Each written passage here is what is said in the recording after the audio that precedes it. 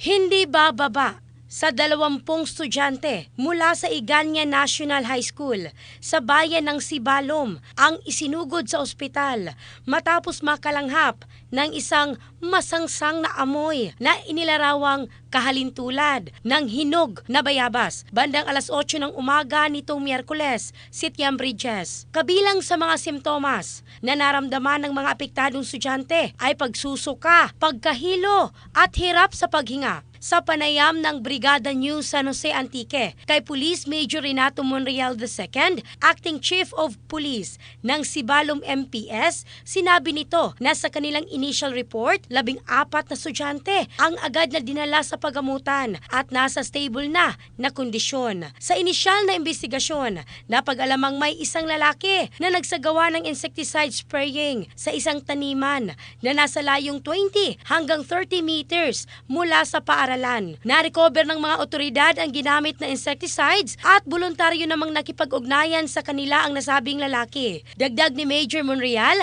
kasalukuyang nakikipag-ugnayan ang pulisya sa mga kaukulang ahensya upang suriin ang ginamit na kimikal na isa sa magsisilbing batayan kung may legal na pananagutan ang nasabing individual. Bilang pag-iingat, pansamantalang ipinatupad ng lokal na pamahalaan ang alternative delivery mode of learning sa Iganya Elementary at High School mula Setyembre 10 hanggang Setyembre 12. In the heart of changing lives. Ako, si Michelle Craste ng Brigada News, Philippines, the Music and News Authority.